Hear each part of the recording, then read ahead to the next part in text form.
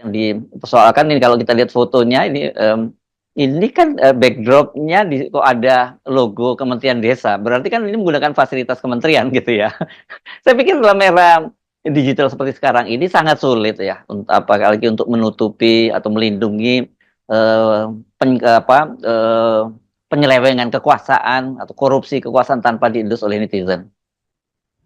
Ya, pintu kuriositas sudah terbuka, bahkan proses investigasi publik sudah berjalan melalui kamera-kamera netizen untuk melihat apa sebetulnya yang akan menjadi potensi bertahannya legitimasi presiden baru, atau apa potensi yang akan justru membatalkan.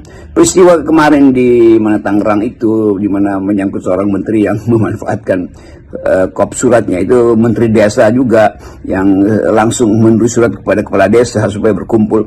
Itu juga penanda pertama bahwa ada semacam arogansi kekuasaan, ada semacam upaya untuk memanipulasi kepentingan pribadi dengan menyelundupkan lambang-lambang negara di situ, atau paling tidak mengkondisikan supaya terlihat hierarki kekuasaan ada di dalam sebuah acara keagamaan.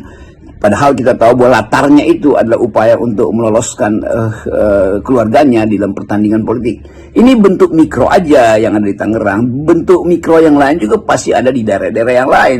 Karena ini semacam kesempatan, mumpung punya portofolio kekuasaan, maka tanda tangannya itu berlaku sebagai perintah. Kan itu yang kita ingin, supaya menghormati apa yang disebut oleh Pak Prabowo. Jangan memanfaatkan fasilitasmu untuk memperoleh kepentingan pribadi, untuk memperoleh kenikmatan keluargamu. Itu saya kira itu dalil yang final diucapkan oleh Pak Prabowo. Dan Pak Prabowo saya kira mesti mulai untuk menaruh garis yang tegas itu, bahwa pelanggaran itu pelanggaran pertama yang betul-betul harus difinalkan. Dan secara etika sebetulnya tidak mungkin kami keliru, nggak bisa. Itu by design pasti disadari itu.